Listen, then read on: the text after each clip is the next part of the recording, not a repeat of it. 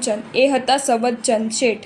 એમના બધા વાહન દરિયામાં ડૂબી ગયા. એવી એક અફવા ચારેકોર ફેલાઈ ગઈ. એના લેણદારોની લાઈનો લાગવા માંડી.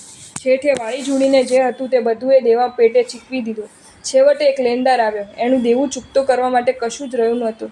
એક નિસાસો નાખીને શેઠે અમદાવાદના ધના સુથારની પોળના સોમચાંદ શેઠ પર હુંડી લખી આપી. હુંડી લખતા લખતા શેઠની આંખેથી અશ્રુબિંદુઓ કાગળ પર ટપકી પડ્યા. ચેરાયેલા અક્ષરોવાળી હુંડી લઈને લેણદાર અમદાવાદ સોમચંદ શેઠને ત્યાં પહોંચ્યો.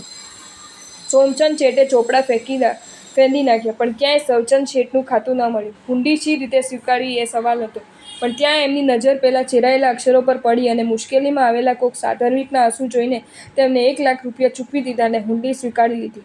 સમય જતાં પેલા વહાણ હેમકેમ બંદરે ઉતર્યા અને શેઠડીને ત્યાં પુનઃ લક્ષ્મીની રેલ મચેલ મચી ગઈ. લાખ રૂપિયા લઈને જ્યારે સવચંદ શેઠ સોમચંદ શેઠને ત્યાં પહોંચ્યા ત્યારે ભારે રકઝક મચી ગઈ. સોમચંદ કહે, હું લાખ રૂપિયા લઉં જ નહીં, કેમ કે મારે ત્યાં તમારું કોઈ ખાતું જ નથી. પછી રકમ ઉધારની તો વાત જ ક્યાં રહી? અંતે બંને જણે તોડ કાઢ્યો અને રકમમાંથી સિદ્ધાચલ તીર્થાધિરાજ પર જિનાલયનું નિર્માણ કરવામાં આવ્યું. સવચંદ અને સોમચંદના નામના સંકેત આપતો એ જિનાલય આજે પણ સવાસમાની ટોકના નામે ઓળખાઈ રહ્યું છે.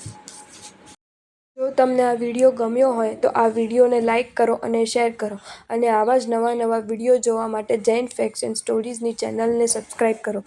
ધન્યવાદ.